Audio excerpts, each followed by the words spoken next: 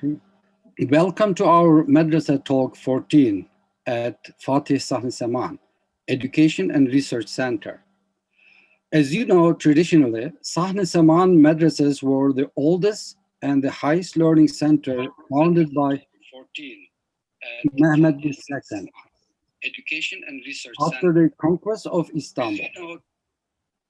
It quickly became a center of academic attraction for great scholars of the Muslim world, and many moved to Istanbul to become part of that rejuvenation of Islamic intellectual activism. The madrasas remained as one of the most prestigious higher education institutions throughout the Ottoman history. However, in modern era, it became inactive, and recently a section of classical madrasa buildings, including the oldest classrooms, are renovated and opened anew for educational and research activities. The İlim Yayma Cemiyeti, the Society for Spread of Learning, took charge of the educational programs. And one of its programs is that last year it started a talk series focusing on the schools, scholars, and intellectual activities in the Ottoman world. Today, we are holding the 14th of the talk series. Previous talks are available at the digital archives of the center as website and YouTube channel. It has a free access, and anyone interested can listen and watch anytime. You are very welcome to check it out and follow the social media accounts of the center, Twitter and Facebook, for announcements and news. Today, our speaker is Ustaz Hasan Spiker. Hasan Spiker is a researcher at Tauba Foundation and spent his formative years in Cambridge, England. He then moved to Middle East, where for 12 years he studied the Islamic intellectual sciences and completed his memorization of the Quran. So he is Hafiz al-Quran. Spiker subsequently completed a philosophy degree at the University of London and a master degree, Master of Philosophy in Philosophical Theology at the University of Cambridge, where he is also presently completing his doctoral studies and carrying out research at the Cambridge Center for the Study of Platonism. Amongst other works, he is the author of Things as They Are, Nafs al-Amr, and the Metaphysical Foundations of Objective Truth, which is in press in 2021.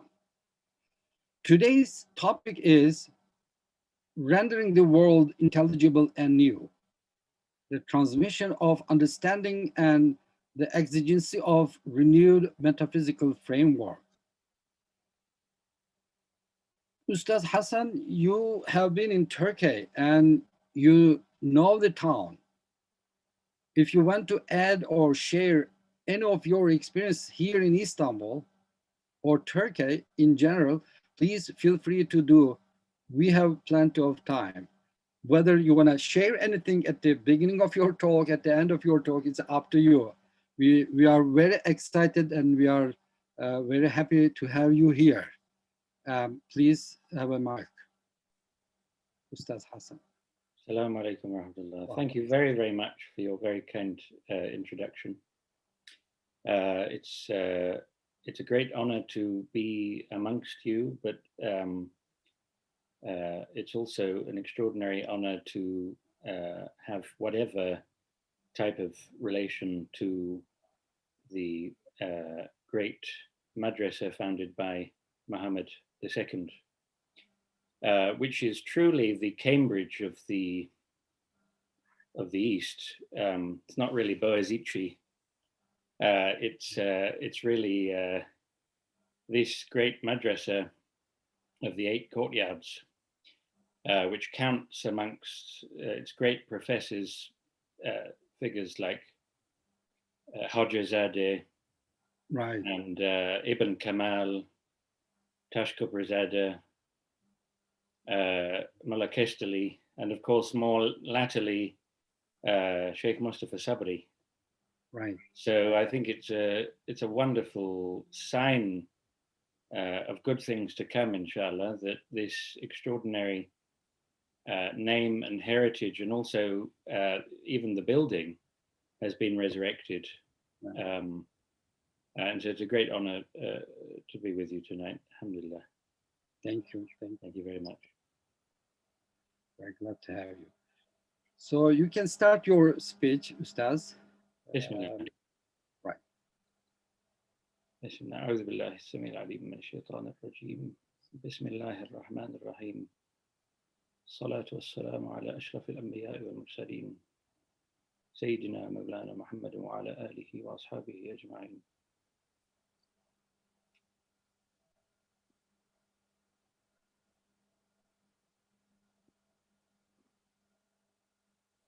So you can see that, Hajram, can you?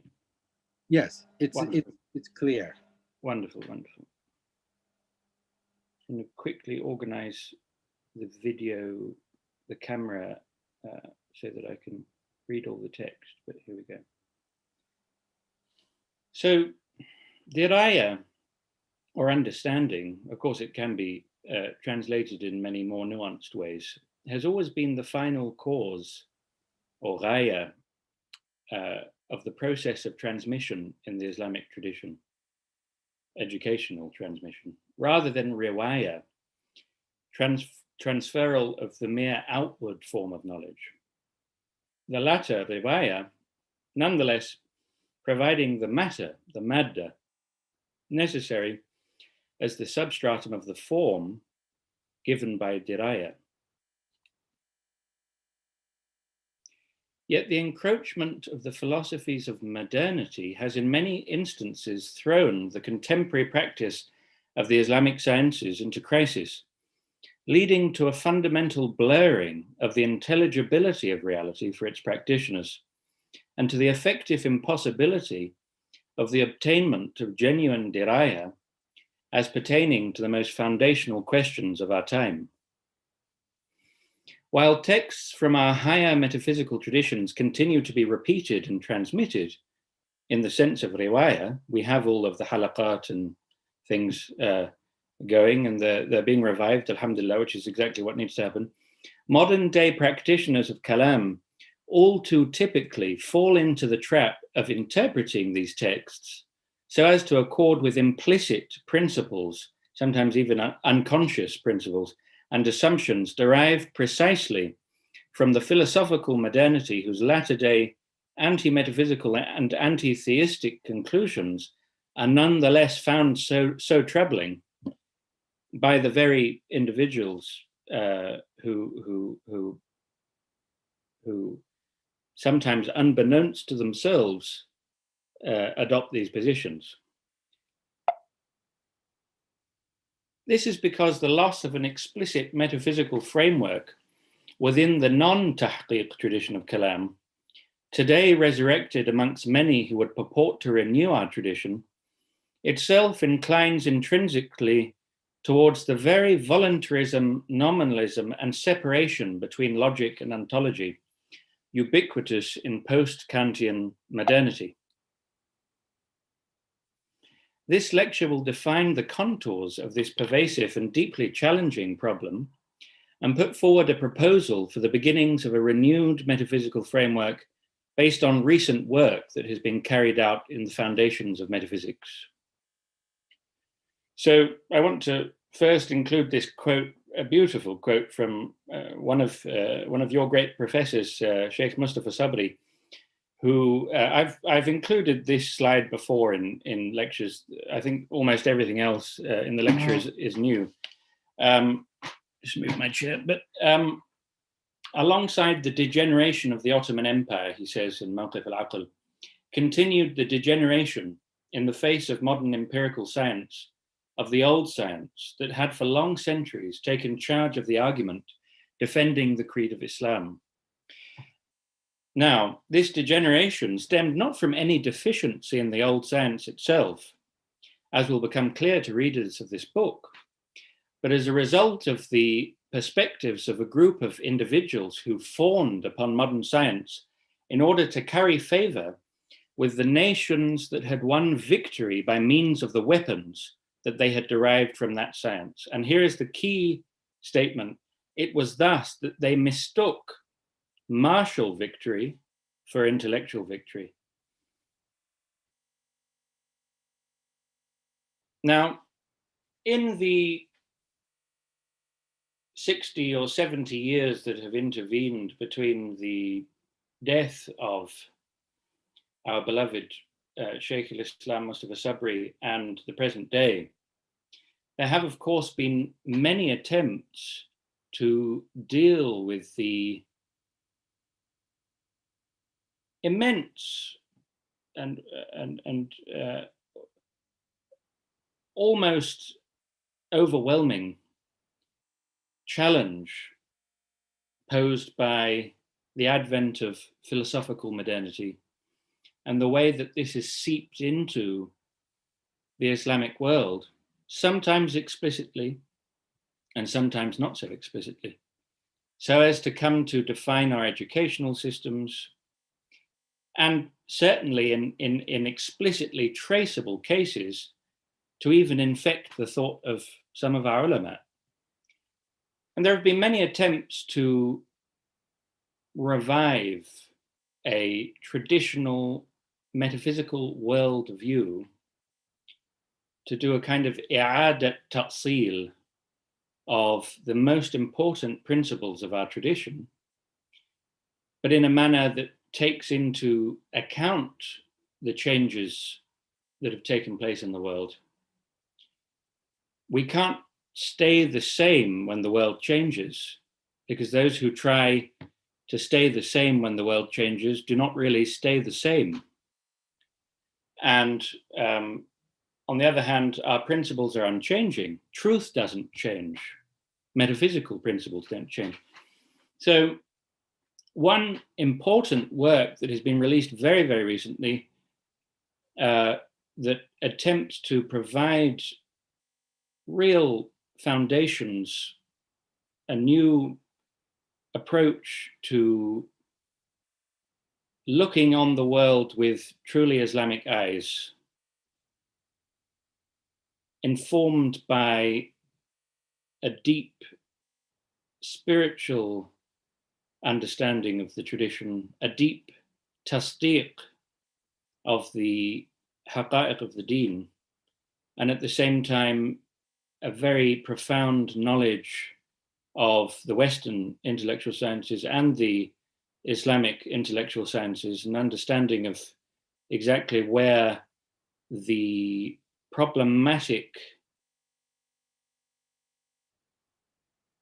seeping in of certain foreign ideas. There's nothing wrong with foreign ideas, but if they're foreign to the spirit of the Islamic revelation and the spirit of the Islamic intellectual heritage, then we have a problem. Where that seeping in has taken place. So I'm going to begin a little bit, and then I'll introduce more the project that this work is part of later on in the talk. But I'm going to introduce some of the masail of this talk, some of the topics that we'll be covering, first with a little bit of certain quotations from this very interesting new work, The Anatomy of Knowledge and the Ontological Necessity of First Principles by Karim Laham. So it is noticeable, he says, that the Islamic world's traditional cognitive systems have further deteriorated to a very great extent in the last 2 decades, so that it may be said that the nefarious force arraigned before traditional thought amounts to intellectual sedition rather than mere intellectual error. By sedition is meant an active incitement on the part of a not insignificant minority to foment intellectual rebellion and disorder against and within the guardians and defenders of traditional religious authority and knowledge. The distinction between error and sedition is important because it implies that the rejection of traditional thought or traditional foundationalism by contemporary antagonists primarily is a psychological imposture rather than an intellectual deviation.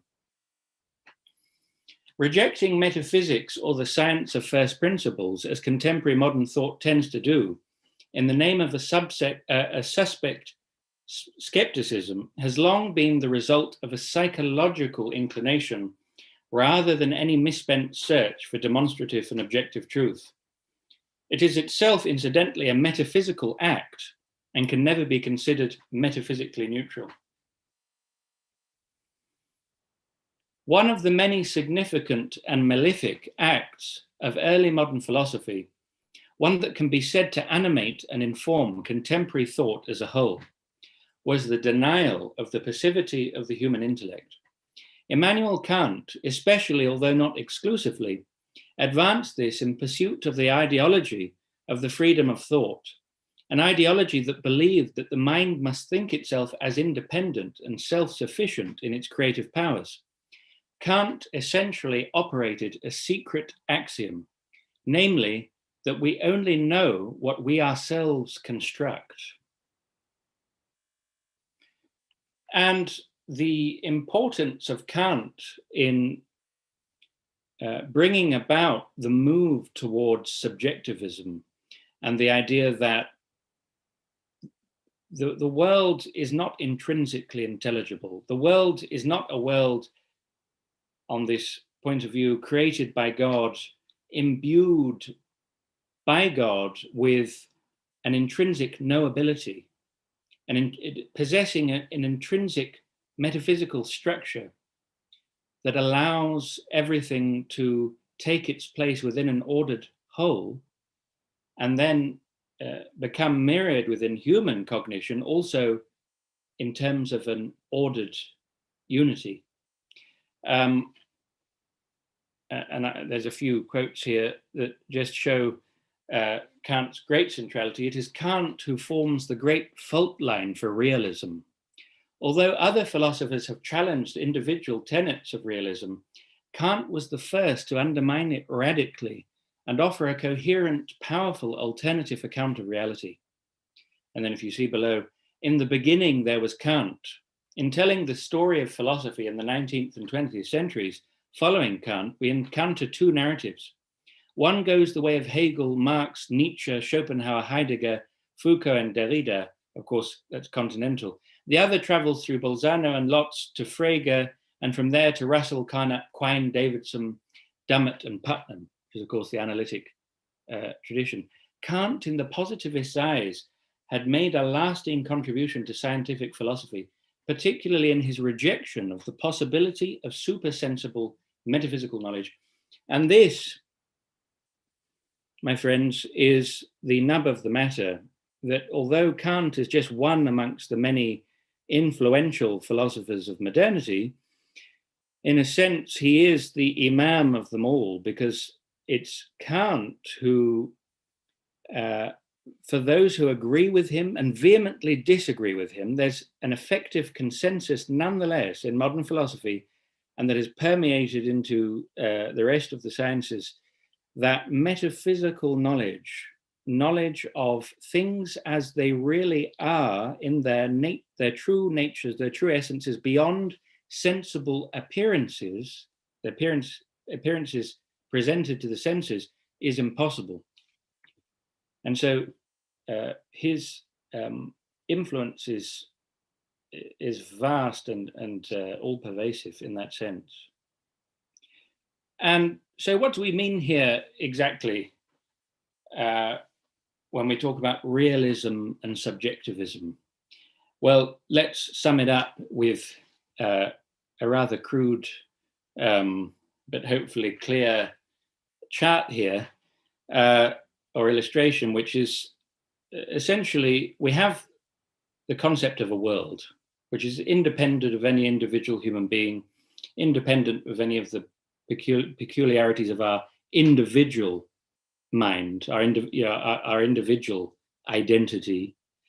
And on the traditional realist point of view, which without exception, without serious exception, is the point of view across traditional Kalam, across Avicennan philosophy, across the philosophy of Al-Farabi, which is across into later Kalam, and in the Akbarian Sufi tradition as well, is that the world comes to the knowing subject. As Dr. Karim Laham was talking about in the earlier quote, there's an understanding of the passivity of the intellect. The world comes to us, it imposes itself upon us. And there's an infiali, there's an affective relationship that we have to it. The world comes to us. It doesn't mean there aren't ma'qulat thaniya, secondary intelligibles that we don't process at all, of course.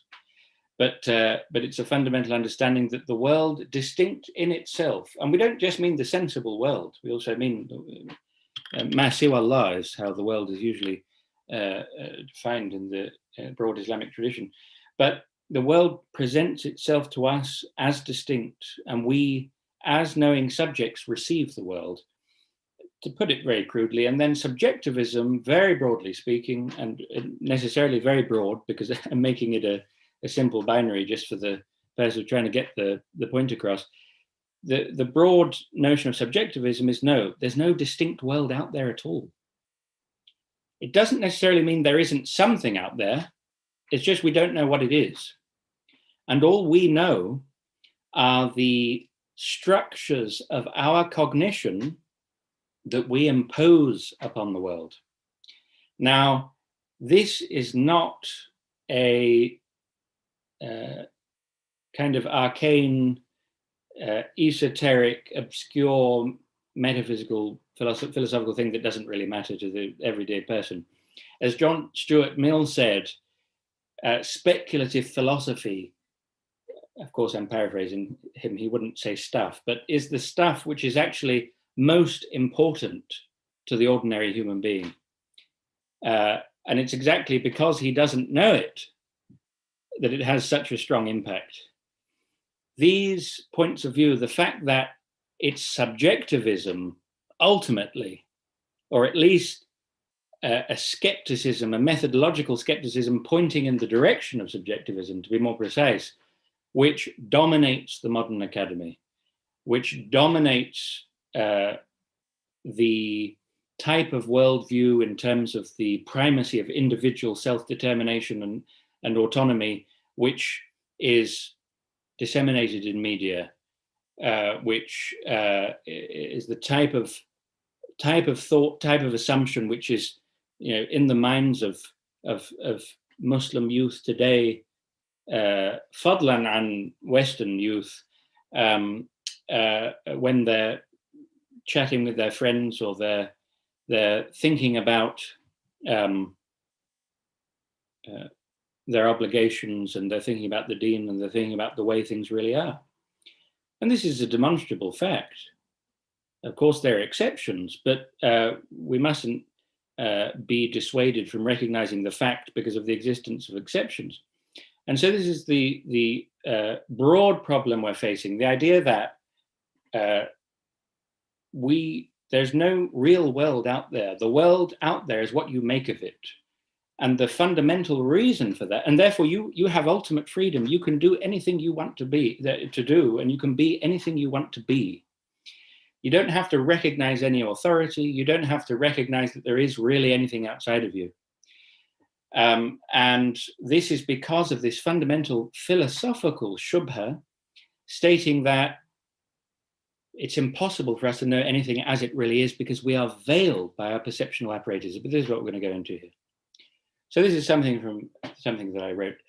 For Kant, knowledge can only obtain when two faculties of human cognition, the understanding, which yields concepts, and sensibility, which is what you receive from whatever the world is, we don't know, which involves intuitions of time and space, come together to produce experience.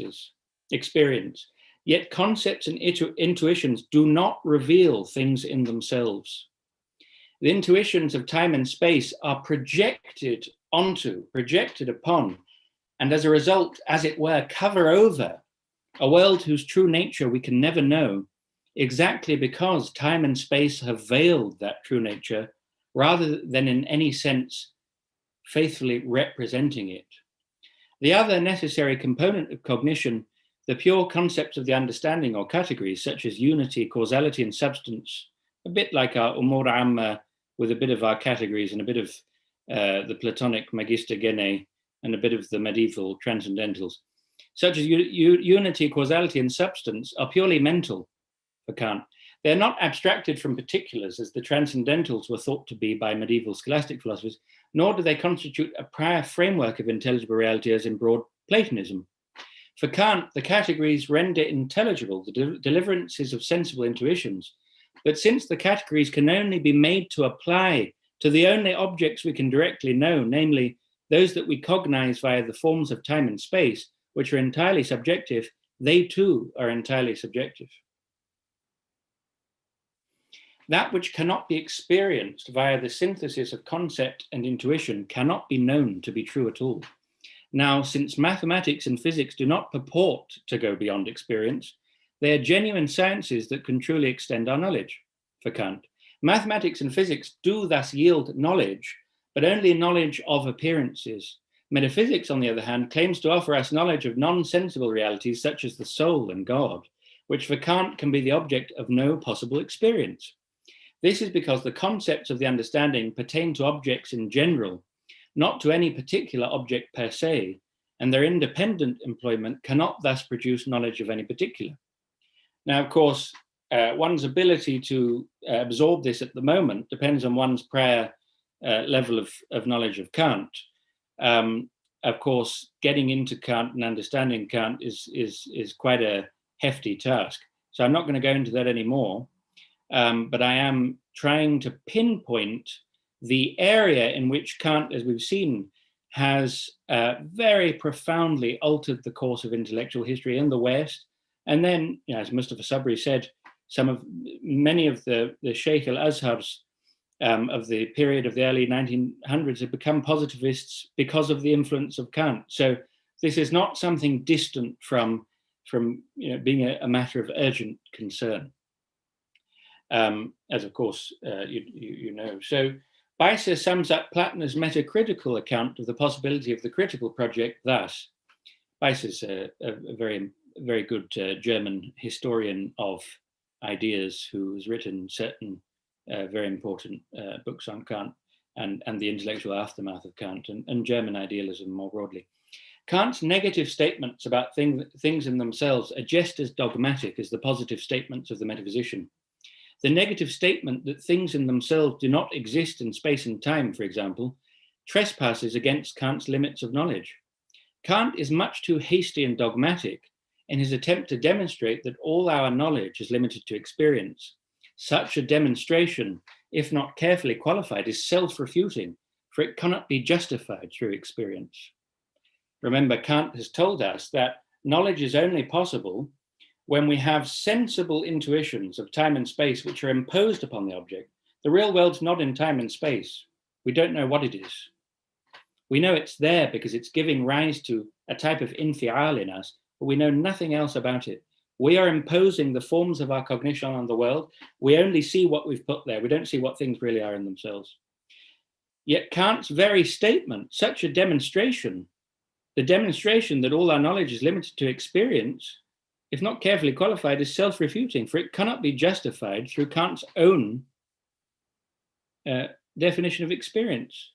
That very statement that all knowledge is limited to experience, as in sensible intuition and concept, that very statement itself is not a synthesis of concept and intuition.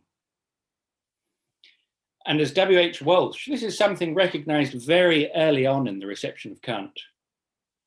And let's get Kant out of the way as quickly as possible. But this is something which is recognized early on in the reception of Kant and has been resurrected in thinkers like Platner and Hegel in a different way and many others. And this has been resurrected recently, what's called the metacritical problem, or the problem of the possibility of the critical philosophy. Kant's whole contention is the pre-moderns, the expositors of traditional metaphysics are dogmatic because they haven't subjected their own instrument, as in the human intellect, to scrutiny in order to work out, to verify whether it's really capable of reaching the conclusions about God and the nature of the soul and so on that it claims that it's able to. And so this is why we have a critique of pure reason. Well, as Walsh says, we can arrive in science and in daily life at many different kinds of truth about things phenomenal. This is on Kant's point of view. What we cannot do is know what lies beyond the bounds of possible experience. All our knowledge is ultimately rooted in intuitions for Kant as well as concepts. And the only form of intuition available to us is sense intuition. It follows that knowledge, in its human force at least, is basically bound to sense. That's what Kant's saying. Hence the huge focus in today's world upon the so-called hard sciences to the exclusion of the humanities, which have been denied now so-called scientific status. Of course, in our tradition, science is sifatun yujibu tamyizan la yahtamilu an-naqid. It's not science in the modern empirical sense, but we'll get to that, inshallah. Walsh says, so for Kant, it follows that knowledge in its human form, at least, is basically bound to sense. Walsh asks, but what of the claim that it is? Is that supposed to represent a bit of sense knowledge? So this is a very powerful argument again at the very, very foundations of Kant's philosophy. And finally, how can anything be said about the activities of the mind in general, or mind as such, unless we suppose that it is possible to know other things besides appearances, or unless we appeal to cognitive powers whose existence Kant explicitly denies? Don't forget, Kant says there's no such thing as intellectual intuition. We don't have access, contrary to what the traditional metaphysicians say, we have no way of accessing the real intelligible structure of reality. We don't know what things are really like in themselves. And we're not able to have knowledge of anything that can't come into our experience in terms of a sensible intuition, in terms of time and space, and then all those categories, the concepts which render that overall experience intelligible, right, and relatable and so on. He rejects the possibility of intellectual intuition. Now, in most traditional philosophies, in addition to sensible intuition, if you want to call it that, which is direct relationship to a particular, I'm directly related to all these physical objects in front of me, right? There's a direct relation. So if you want to call that an intuition, as Kant does, which he defines as direct relationship to a particular, then what he's saying is we can have direct relation to sensible objects, not objects in themselves, as we've said, but what we're legitimately call sensible objects, objects of sense, but we can't have direct relation to anything intelligible, as in anything which is a haqiqah, which is a reality, which does describe the way things are, but is not something sensible, right? So Walsh simply turns this around. He says, how can we say anything about the activities of the mind in general, or mind as such, which is Kant's whole project, unless we suppose that it is possible to know other things besides appearances? Because presumably Kant thinks his philosophy is true, his critical philosophy, or unless we appeal to cognitive powers like intellectual intuition, whose existence Kant explicitly denies. So to move away from Kant, and I expect we'll all be feeling quite relieved about that. I certainly will. Excuse me. The cognitive powers that Kant explicitly denies. So this is in something that I've written. Tashkubrizadeh straightforwardly tells us that the experiential philosophy, al-hikmah al-dhawqiyah, the most prominent later representatives of which he lists as Mullah Fanari, Jalaluddin al-Dawani, and their leaders, to quote Tashkubrizadeh, Sadruddin al-Qunawi and Qutbuddin al-Shirazi, relies on the way of purification rather than the way of speculative thinking. However, and most significantly, there is a level of speculative thought that shares a border with the way of purification. There's a type of nazar that shares a border in some sense. It's continuous with the way of purification, tasfiyah, and which has a similar definition, namely the way of experience, not in the Kantian sense, thankfully, which is called experiential philosophy, al-hikmah al-dhawqiyah. And this is from Tashkubrizadeh's Miftah al-Sa'adah, which unfortunately is dismissed as a kind of encyclopedia, but is a great and very important philosophical work in its own right, which I'm sure with the rate at which, mashallah, work is taking place in Turkey, someone will probably bring out the inward philosophical significance of which imminently, but a very, very important work. So in this rather beautiful illustration I've made, all the four sources of knowledge are effusions from the divine knowledge, and each informs the other. So we have, on this traditional model, which I'm saying may provide the real way to take into account in a serious manner the so-called critical attitude of modernity. In fact, there's a strong argument for saying, I mean, it sounds terribly anachronistic, and a lot of my friends will wish that I was more nuanced, but there's a certain way in which a critique of pure reason in a very real way has already taken place in the Akbarian tradition, especially in the writings of Sadruddin al-Qunawi. Of course, it's a totally anachronistic thing to say, because Qunawi and Kant share very little to nothing in terms of their fundamental presuppositions and come to opposite conclusions. But what you might say is that the real critique of reason has already taken place, and it wasn't the one that Kant produced at all. And so in this rather horrifying illustration that I've made, we have this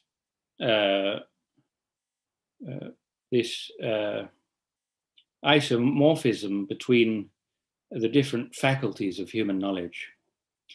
And so, of course, Asbab al-Ilm Thalatha, we have, al-Aql and al-Khabar al-Sadiq and al-Hawas al-Salima. But in a certain very influential tradition, not at all unfamiliar to the great professors of the Sahn-ı, whether it's Ibn Kamal himself or Tashko Prezada, we have a more expansive epistemology where these are all effusions from the divine knowledge. That's the starting point of knowledge. And that's not a kind of Cartesian circle. Well, if you've already decided it's a fusion from the divine knowledge, then how are you ever going to hope to demonstrate that? But it's not the case. The deductive procedure by which you deduce that it is the ultimate source of knowledge is via the divine knowledge is a separate endeavor to the explication of the resultant ontological framework. So we'll move to aside the verification for one moment, but the verification is certainly there. It's not very straightforward, but it's certainly there. So revelation, of course, informs mystical cognition. If Allah subhanahu wa ta'ala had not sent Sayyidina Muhammad sallallahu alayhi wasallam, then the mystical cognition of the Haqiqa Muhammadiyah, for example, doesn't make an awful lot of sense. But then again, mystical cognition informs sense experience. When an Arif Billah looks at the world and sees it as a tajalli, is he the same as Karl Marx looking at the world? So mystical cognition is also informing our sense experience. Sense experience is informing reason, because of course,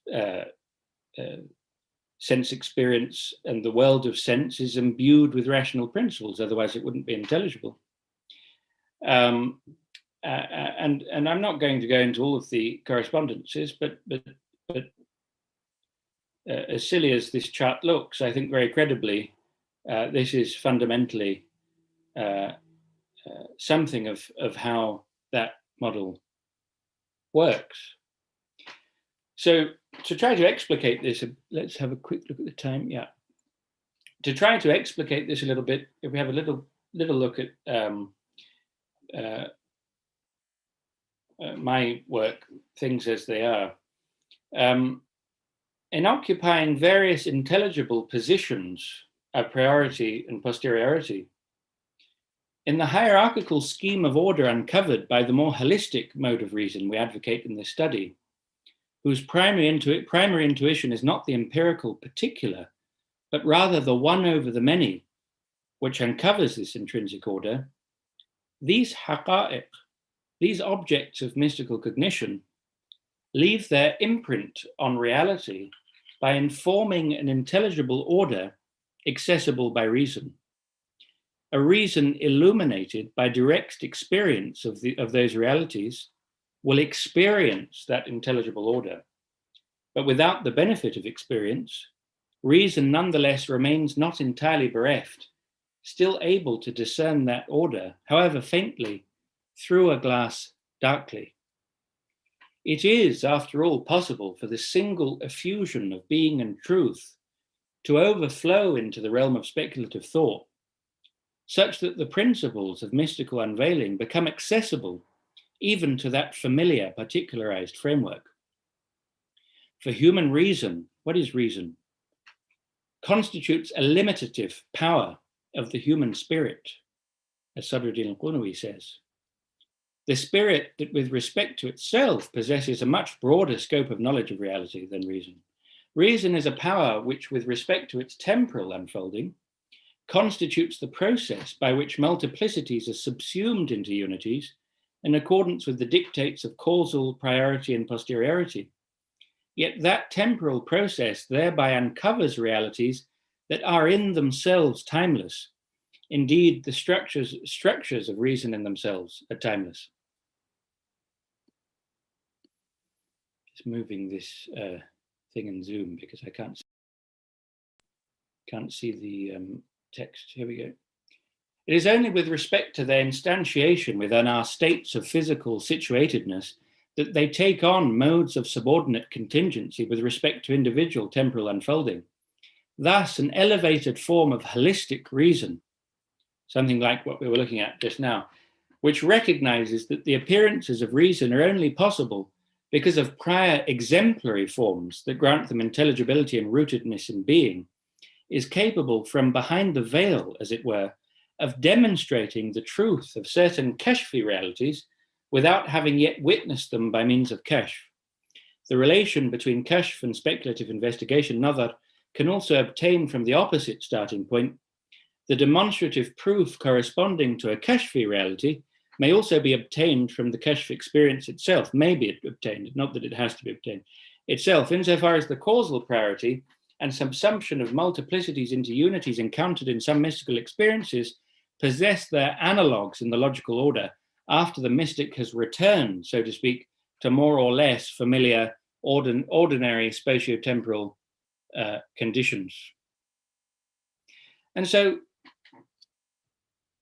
what's the purpose of all this and the pertinence to the project of a new metaphysical framework which can be employed by the ulama?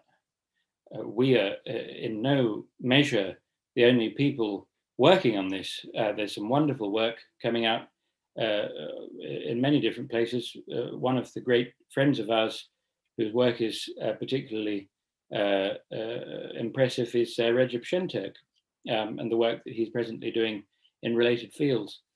And of course there are many others, Ömer Türker. I'm not Turkish, I don't know the intricacies of the Turkish scene. I used to know better than I do now, but there's a lot of work, as we know, going on in Turkey and elsewhere. So what is the great pertinence? Well, the pertinence is to have a genuinely rooted metaphysics, which is able to uncover a genuine metaphysics of the intelligible, which transcends the mere appearances, the mere immanent appearances. There's a tendency in kalam, and it's worth remembering, kalam is fundamentally, by the admission of kalam practitioners themselves, is fundamentally a masha'i, peripatetic, as in Aristotelian, science. in that its fundamental starting point is the sensible particular. And you might call it, if you want, anachronism in terms of Kantian language. It's the intuition of the sensible particular, the direct relation to the particular that's the starting point. The problem with Aristotle, and it's a problem in later Kalam as well, is Aristotle and the later Kalam tradition think that in the deductive, demonstrative process of Nazar, you move beyond the empirical particular to, in some sense, an intelligible world of distinct realities. When you look at a human being, you don't suddenly have the had-tam of human being. That requires a deductive process, a process of division into the categories, perhaps, a process of abstraction. By whatever account that we give it, I'm not saying that later Kalam theologians or Aristotle, that broad tradition, think that you stop with the empirical particular in the way that the empiricists do, where for the later empiricists from Locke and others earlier than Locke, but certainly from Locke onwards, the empirical particular has a more primary reality than any subsequent intelligible representation. It's not the case for Aristotle. The primacy is for the distinct reality which you uncover through the demonstrative process. But the starting point, nonetheless, is the empirical particular. And the problem is the intelligible world where we find that distinct reality doesn't exist for Aristotle. There's no adequate, by any stretch of the imagination, account of its ontological status. And so we're faced with a very, very real paradox, a very, very real difficulty that can easily deteriorate into certain forms of thought which are very unsalubrious indeed. So what I'm trying to draw attention to is a tradition which exists already in Sadruddin al-Qunawi, in people like Dawood al-Qaisri, the head of the first Ottoman Medrese. It's a thoroughly Ottoman tradition. This is one of the things I want to get across. It's a thoroughly Ottoman tradition. Tashkubrizada, Ibn Kamal, Bahauddin Zada, and many other great thinkers have broadly construed metaphysics in this way, even if they're Kalam practitioners. And this is an inclusive view. It doesn't mean that throughout Kalam it's not sophisticated enough. Just have Akbarian metaphysics and kind of denigrate the Aql at every possible turn. What we need today is an approach which is truly holistic and that truly puts everything in its proper place, and that as a result allows us to have an ontological grounds for thinking that there actually is an intelligible world where the relationships between the ontological substrata of the concepts that we use, whether it's wujud, mahiyya, ta'ayyun, wahda wa kathra, the wujub wal imkan al-aliyya, and many other key principles that are indispensable to the intelligibility of the world, but which on the broadly Aristotelian immanentist and later Kalam view, you can't account for. If they're fundamentally derived from the empirical particular, and there isn't a prior intelligible world in which those entities inhere that renders the empirical world intelligible, then we fall prey directly, and I think Kant would be right, we fall prey directly to the challenge of people like Kant.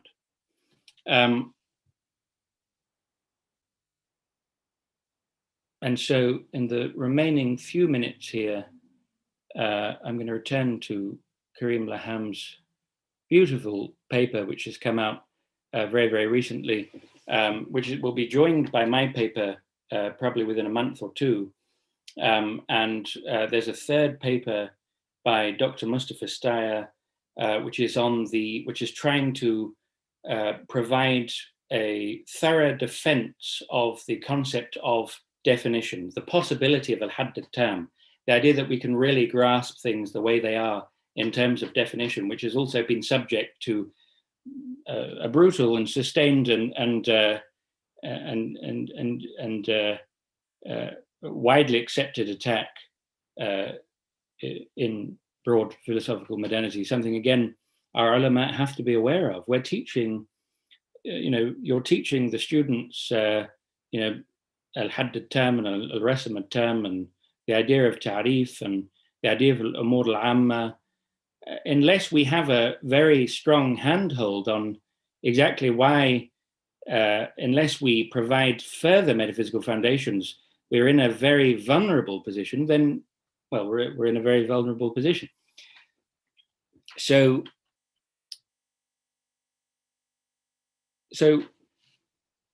a very key starting point in understanding how this reintegration of the ulum to reflect the adoption of a holistic account of the human cognitive faculties is a revival, as Dr. Karim Laham has affected very much, affected with an E, thankfully, in his Anatomy of Knowledge, is this notion of tartib al-ulum, the subalternation and subordination of the sciences.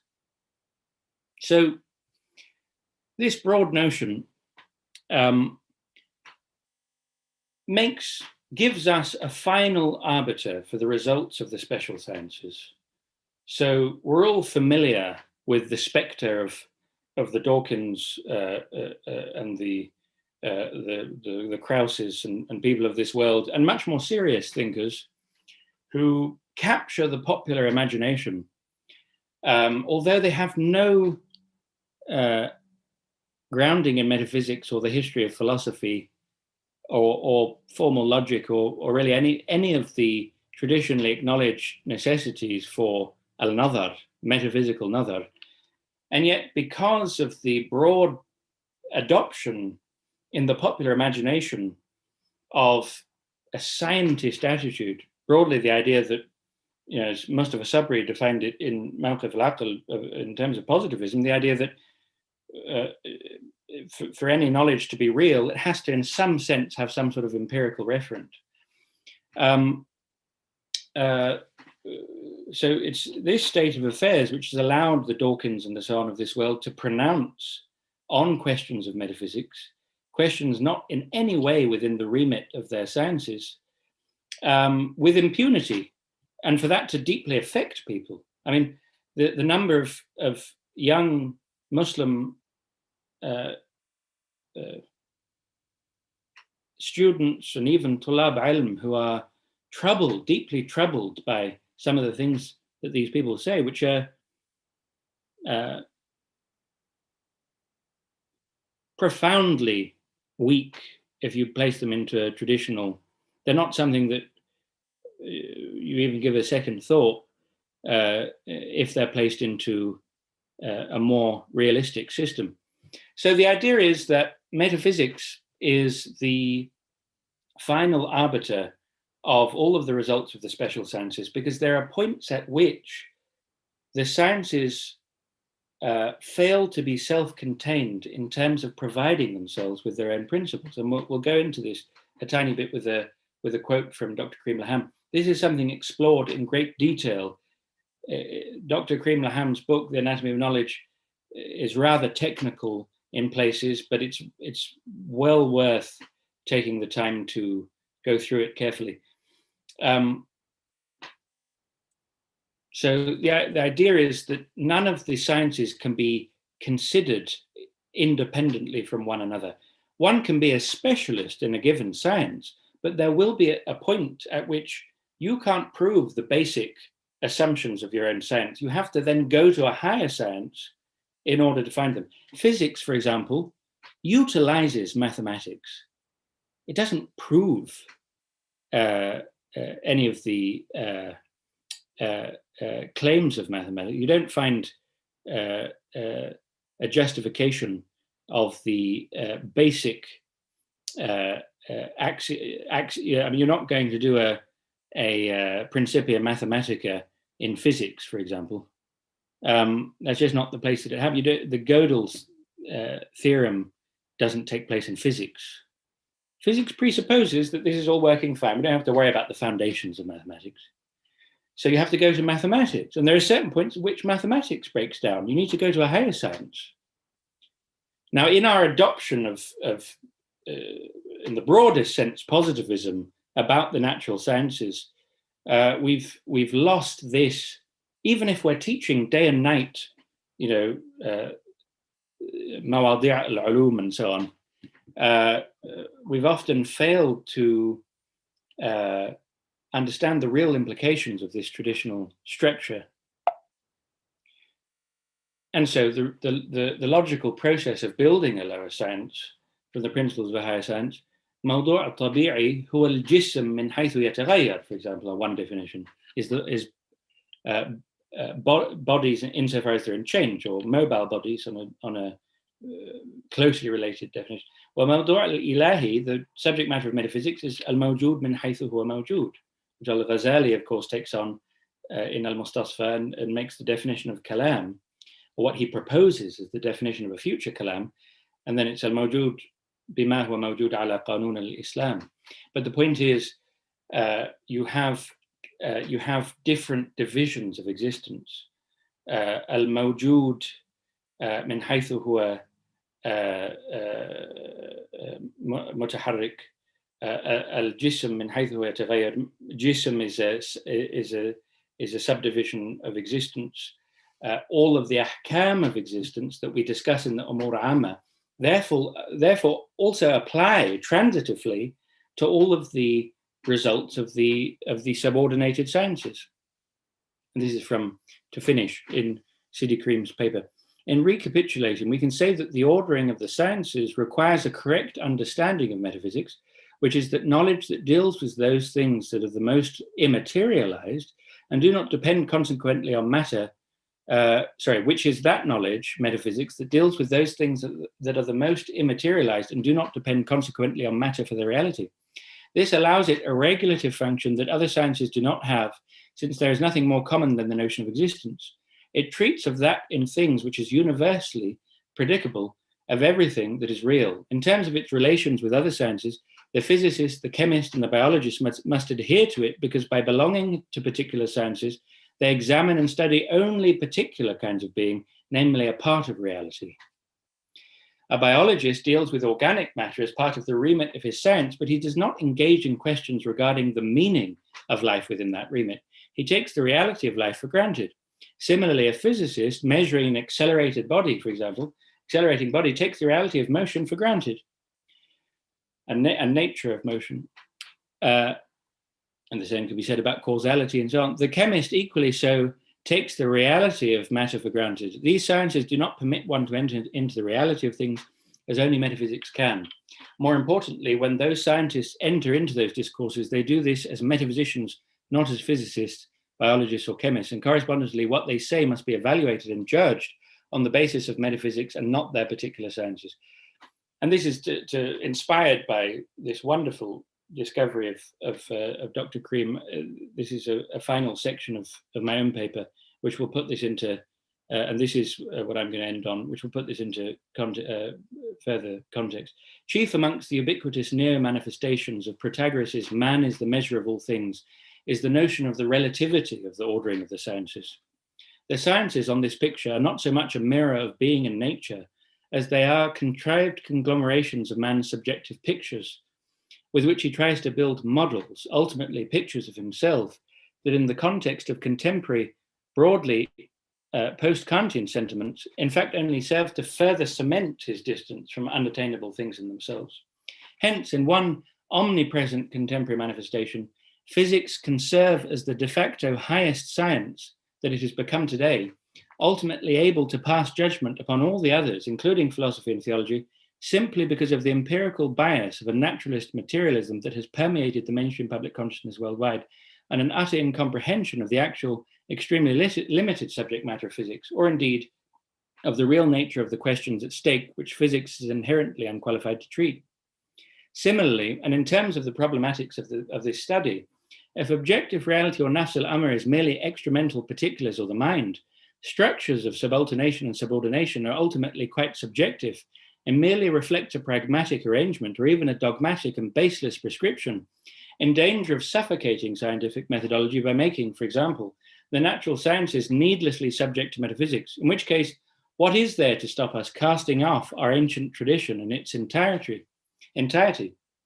Nominalist, quasi-subjectivist theological doctrines, as you see in so much contemporary revivals of Kalam, downplaying the power of pure reason to know much more than its subjective impressions, developed perhaps to counteract an overconfidence in the eternal concreteness of the foundations of a Neo-Platonized Islamic peripatetic philosophy.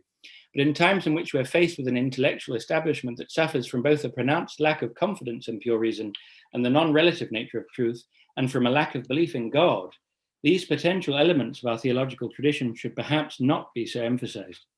For if we can instead uncover truth at the root of all things, in the self-consciousness of the creation as they gaze upon the source names and attributes of the Absolute, the hierarchy of the sciences that facilitates the miracle of the intelligibility of the world is revealed as a mirror, granted us by God, of the very nature of reality.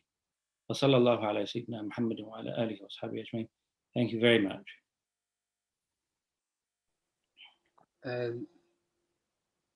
Thank you, Ustaz Hasan, and this was definitely very enlightening and very deep. In fact, it has brought us into the realm of the concepts that rooted in metaphysics, of course, and also into the history of how things proceed in the great minds of the Muslim world in the past, and how things has kind of diverted from the path of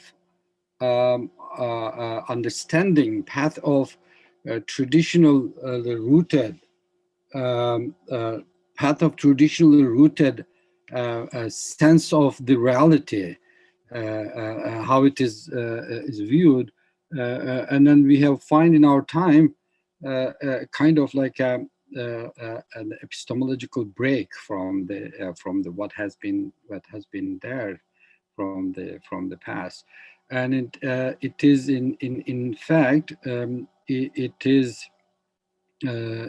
shows that the philosophical problems of the current time is kind of much more related to our non-philosophical experiential crisis which we do see around the world, and from that point of view, it is this project in that sense is very relevant, and it would give us new horizons to look at the things anew.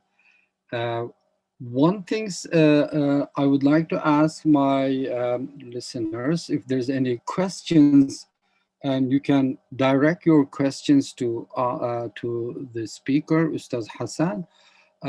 If you did have a question, so if you didn't have a question, I would like to ask,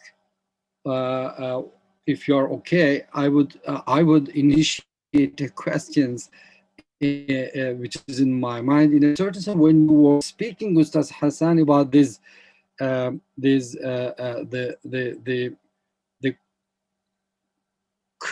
kind of critiquing of the modern opinion of the our relations with reality. In that sense, it's rooted. Modernity is, in that sense, rooted in Kantian premises or Kantian conceptual foundations that are set there. and it just reminds me of one thing. If we, as you were speaking in your presentation, if we take that as how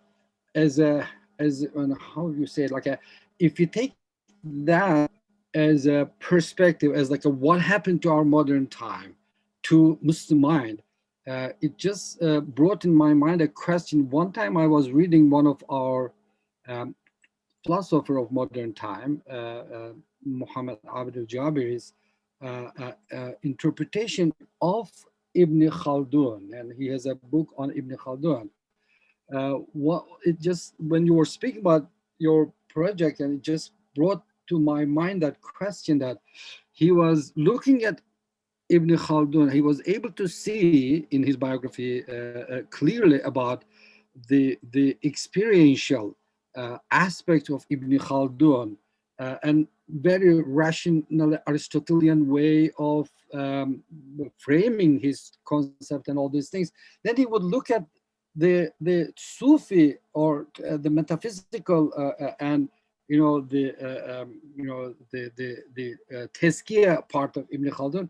He named that as Dakhil in Ibn Khaldun, as it's something from not Ibn Khaldun in nature. It's something like from outside, and just like that the modern way of conceptualizing or thinking about the reality just makes us even fundamentally divide what we are reading from the past. To consider one is native or natural and other is dakhil, from outside. In that sense, it seems like it's alarming, in that sense. And what would you say? I mean, modern, can we think like a modern mind, because of that, is it fragmented into the into such a way that kind of like from very start of conceptualization, it's not able to conceive them in a one pond, or one natural unfolding of the Muslim mind in the past into the nature of the realities and all these things. What a beautiful question. Very, very important question. Thank you, Ustaz. I think, yes, absolutely. It is partly a symptom of the modern mind, that type of judgment. But on the other hand, it's also the case that there are distinct traditions within our broad tradition, of course. So there are, of course, scholars who reject what you might call Akbarianism. I don't like saying Akbarianism, but it is a contemporary academic term. But the school of Ibn Arabi, in our tradition, there's no denying it. What I think is very important, though, and has been lost, is the fact that this was, I can't call it the mainstream, but this point of view, the broad Akbarian synthetical point of view, I'm advocating indeed, right. Was certainly a dominant view, especially in the Ottoman world, and at various junctures in the Mughal world as well. So, on the one hand, yes, I don't know of anyone, including people in the Maghrib like Ibn Khaldun and others, who rejected the model of the subalternation and subordination of the sciences. And Adam al-Wijdan la yadullu ala Adam al-Wujud. So it doesn't mean there weren't any, but it was certainly a very, very basic and quasi-universal understanding.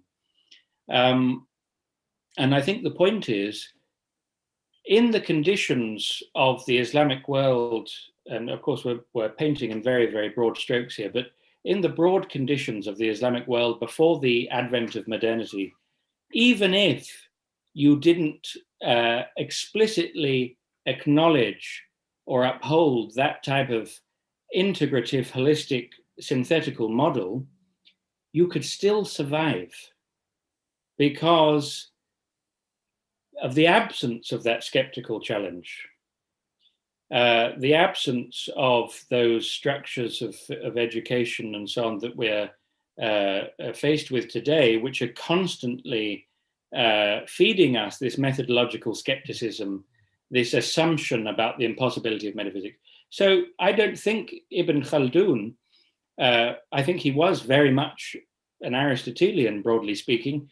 I don't think he really accepted the particular mashrab that I would particular, but it didn't matter because it was possible, even if the different element, as you said, there's the tazkiyah element in Ibn Khaldun, there's the element of the reception of the revelation in Ibn Khaldun.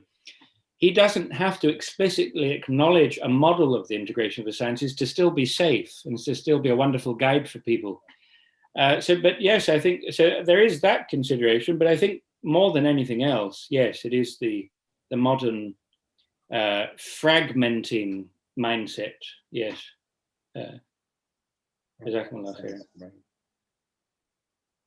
Any questions from the audience?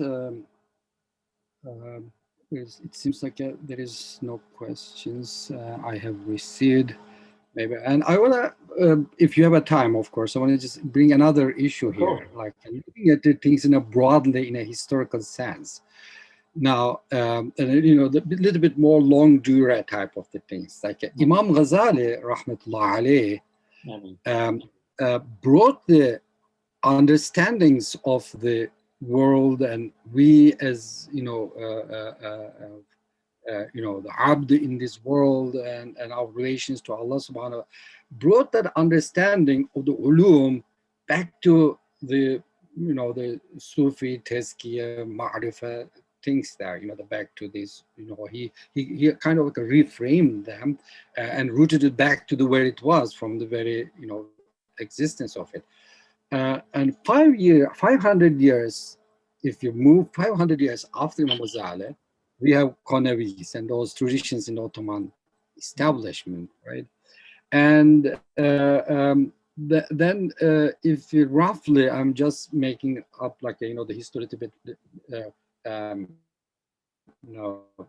kind of like a analogy here, that Imam Ghazali's time and the Konewis bringing the things back to the root is like a kind of reactions to the internal problems, right? In the sense that the scholars of the Muslim centers has kind of entered into those debates and moved away, and that type of thing. Ghazali is criticizing that, bringing it back. And then tradition that is started with the Ottoman experience, again, brings the things back to that normal, that they were internal. But in the modern time, that is external, in the sense that how to understand the world is coming not just only externality, and there's also a dominance of the the worldly material success attached to that way of thinking. From the look at the modern unfolding of this epistemological herju marriage, epistemological mess up of the modern time, which is not only for us, it's for Jewish and Christian theologians too, from the from the point of what happened in the modern time. In that sense, it's but at least for Islam doomed, to use the word of the Hudson, in that world, it's an external. It's external physical dominations, or the colonizations and intellectual and all this dependence and all these things. And now it's also we are like in a certain sense, after 1960s and 70s, we are in a better position to relook at those things because of the hard element of that era from 1800 to 1950 is kind of dissolved, into the, so we are able to, postmodernism itself opened the door for us to rethink all of these things, right? From that point of view. So would you know, what would you say about this? Like almost like every 500 years, we are moving to like a back and forth from that type of the, you know, the intellectual diversions and coming back. I think that's a beautiful way to express it. Yes, I think we are on the cusp of a big change. And I think it's, as you say, there were too many, you know, one big task has been izalat al-mawani', getting rid of the obstacles which would allow us to genuinely recover a deeply rooted metaphysical worldview. I say metaphysical, you can remove the word metaphysics if you want, but I mean a worldview that is speaking about the most foundational issues and that as a result is impervious to someone else sneaking in what they think about those foundational matters without us noticing, because we haven't thought about it. And that's what's happening. So, well, that's what's happened. I think there is a great moment of opportunity for a whole host of factors. I won't go into analysis of that particularly. But one of them is certainly the increasing vulnerability of postmodernism itself. Postmodernism is now in a crisis. So what postmodernism are you going to have?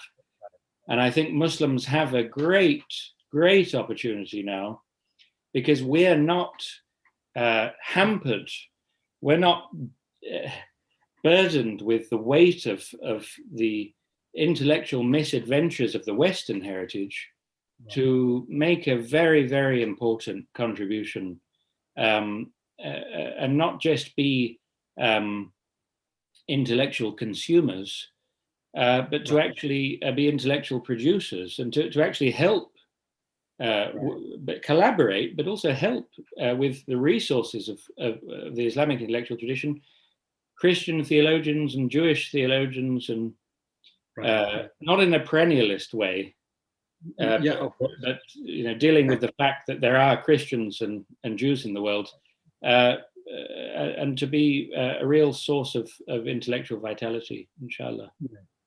Right. Thank you for this addition to that. Exactly.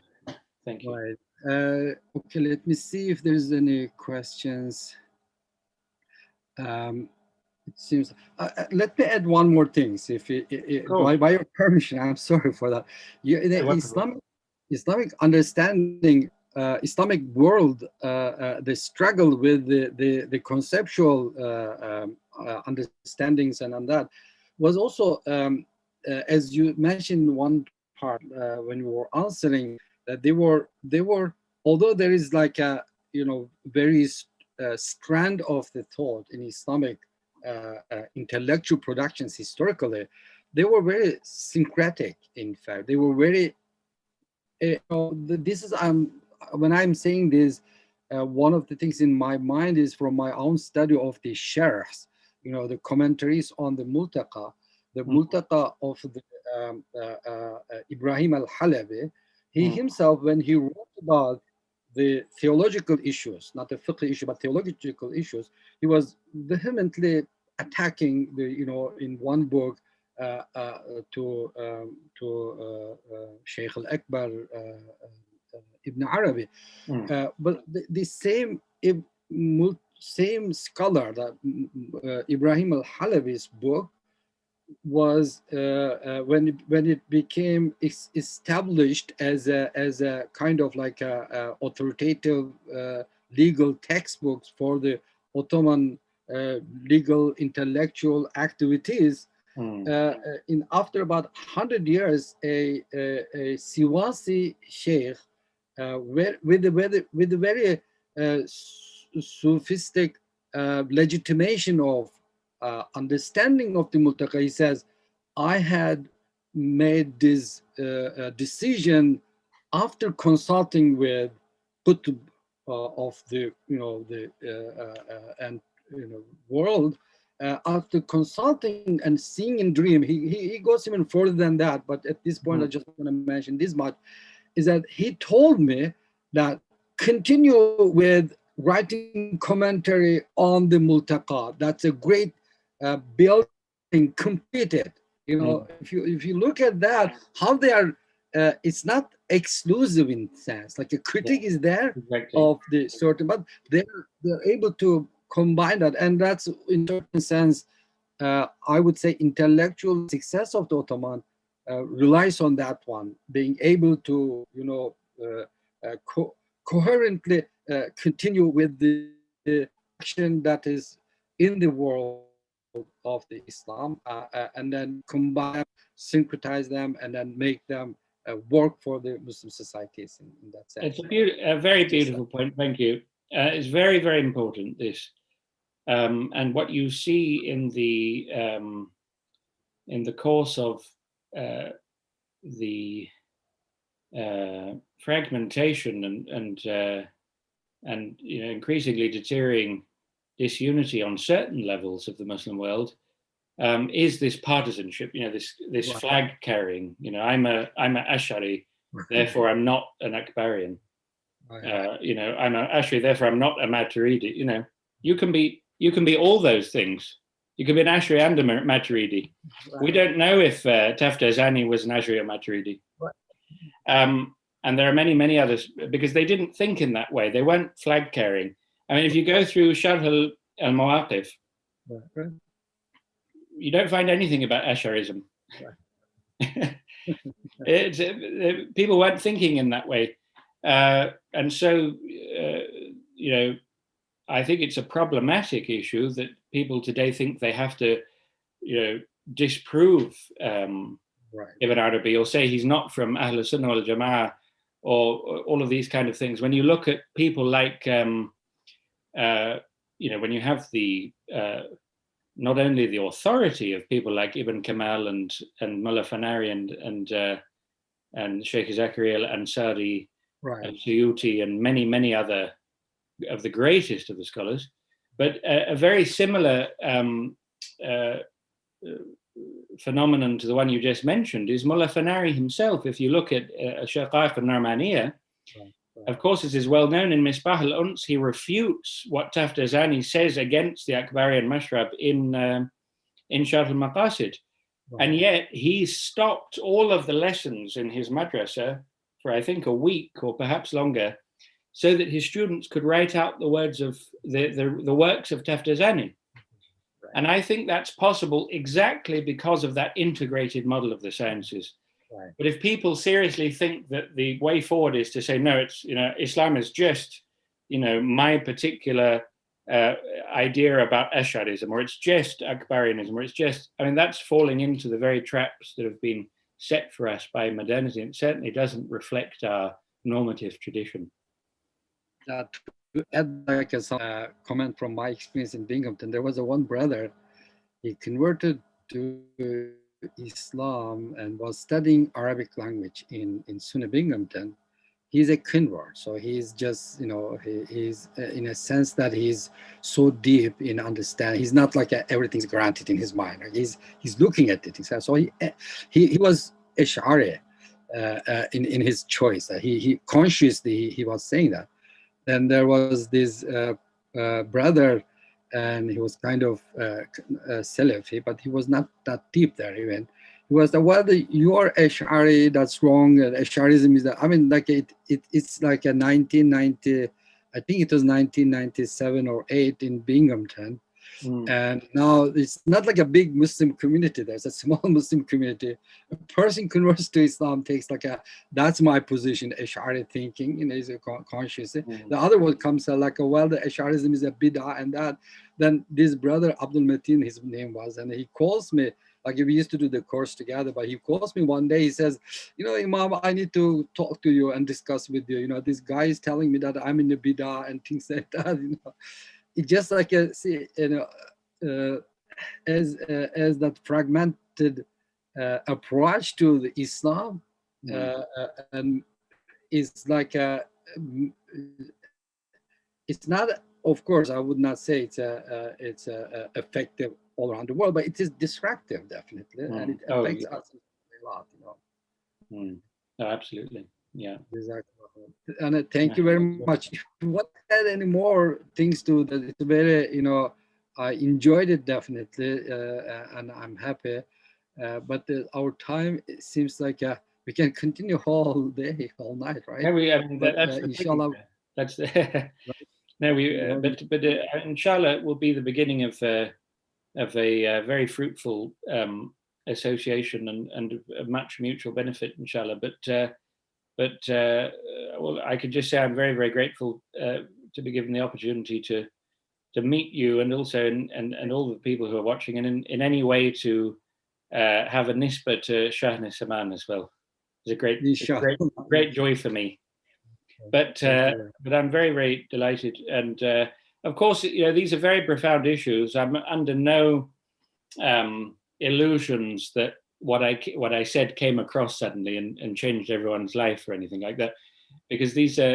But what I was hoping is that this was a pointer and a kind of tashweeq as well, to start thinking about these issues, realizing their foundational importance, and also, you know, if this is going to be available, that people will be able to go back to it and start doing their own research, their own critical research. I'd be very interested to hear if people think there's certain things we could adjust or things that could be done better, but to initiate that type of discussion, I think, is very important.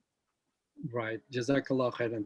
Thank you very much. Jazakallah khairan. We really appreciate it, and it was delightful for us. And alhamdulillah, thank you for accepting to be our in our Medrese ilmi activities, you know, Thank you very much. فعاليات العلمية.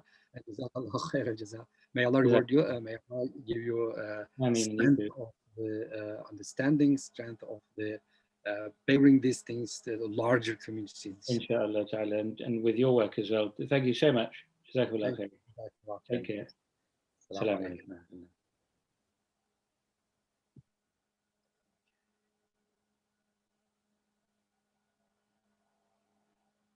Tamam, bitti mi arkadaşlar?